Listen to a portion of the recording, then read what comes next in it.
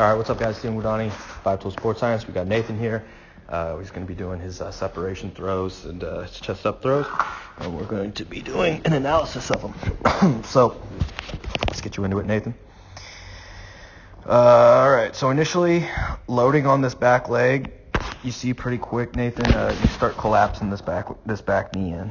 So if you're looking at this back knee, you can see starting to collapse in valgus. So you need to do a better job of holding torsion in that knee, all right, and keeping it from collapsing. You look at this front side, you can see your front foot looks like it's already pretty much opening.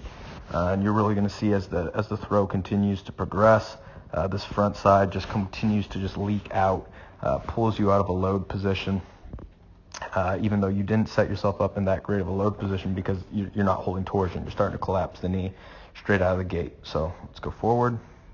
All right. Go back a tiny bit. Okay, so here, see front foot's opening, starts to pull. All right, continues to open and pull, so you haven't driven yet. You see this heel is still in the ground. You haven't driven yet. The knee's collapsing in, and then this front side kicking and flying open has pulled you out of a good flexion load position. You're still in a little bit of flexion. All right, let's go right into foot contact. I'm going to go back again and see that. Right into foot. All right, so right into foot contact, you see you're trying to drive, you're trying to kick that ankle, but you're hitting front foot strike here, and it's just late. So what's happening? This pelvis completely closed. All right, your shoulders are in a pretty good position. I think you need to get this arm cocked and a little higher with the ball. All right, get the ball a little bit more up. That's going to be just a better arm slot for you. But I think your shoulders are in a pretty good position. The hips are just closed because the front side flew open and you're just not getting a ton of drive off the back leg. All right, let's go forward. So here you're trying to drive, you're trying to kick that ankle up, but the front foot's already down. Okay. So probably at about this point is pelvis all the way through, but you can see you're well into your throw, and this elbow position is really low. So that's what I'm talking about earlier with the arm path. You got to get that arm cocked, more abducted. All right, that'll allow you to, as you create shoulder rotation, it'll allow your arm to lay back into external rotation better. So now let's start looking at the front side and the trunk. So, still quite a bit of flexion in this front leg. All right, let's see what happens. All right, there's ball release, and you still just kind of held that flexion. So still just holding flexion in the front leg, and then the trunk is really vertical, and then you're at ball release. You're still kind of pushing that ball as opposed to letting it just all shoot out. So ideally, we need more front leg extension, more forward trunk tilts right into pitch release. So that's got to come all from the lower half. We got to go back to, hey, you got to hold torsion better, keep this front side from flying open. You got to drive and power that hip open. So we talked about we're going to start incorporating some more drive drills. All right, the drive has to power the hip rotation. So you're hitting front foot strike here. The ankle is barely off the ground. The hips are still closed, okay? All right, and then next, you got to start getting more front leg extension, kickback from this front leg to power the trunk into forward trunk tilts. All right, you're just kind of just sticking that front leg and then just letting all of that trunk rotation, not really any linear trunk movement, just go right into pitch release, and it's more of like a rotational just push of the ball as opposed to the trunk traveling forward and then the ball just shooting out. Okay, so definitely some things we can work on with the back leg drive, the front leg extension still, powering the hip rotation, also getting the arm more abducted for a better arm path as well, and forward trunk tilts. Okay. All right, here's your chest up throw. This one's pretty simple, man. You're reaching hard with that front side and you're leaking the trunk out too soon.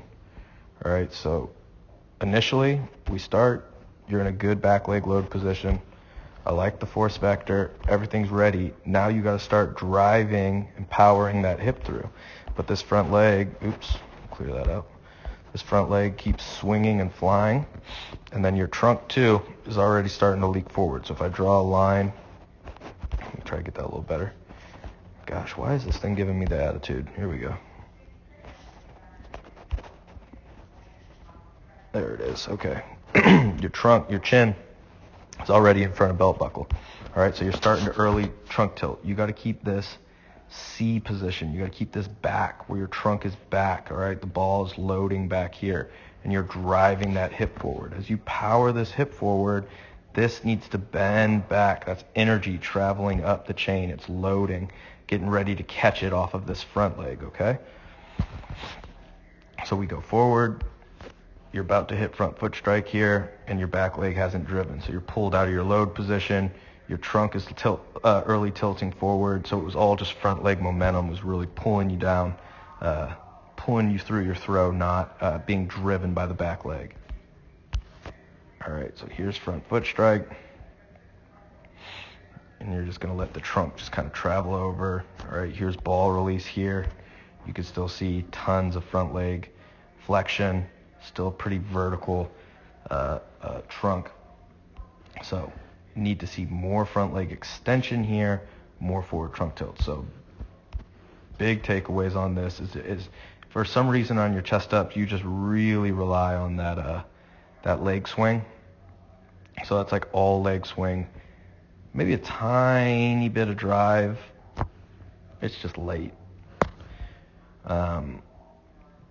So really just need to work on getting more drive, keeping the trunk back, and then more front leg extension and forward trunk tilts right into the ball release.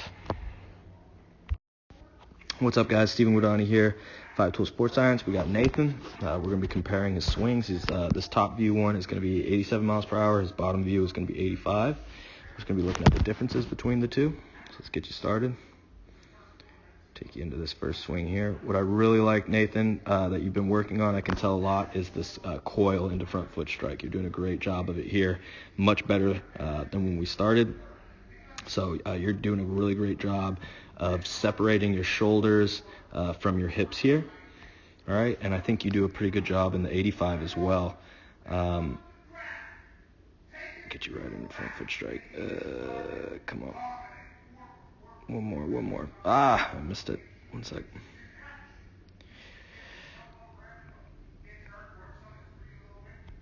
Okay, there we go.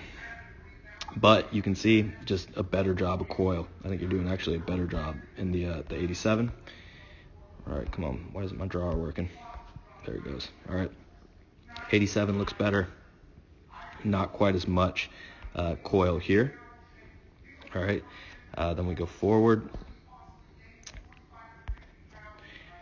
All right. The next thing I see, your hands, because it just wasn't as much coil, your hands start to go a little too soon on this one. These stay a little more delayed, all right, as this hip is driving forward. So that's going to allow you to get more separation on this throw or on this swing as opposed to your 85.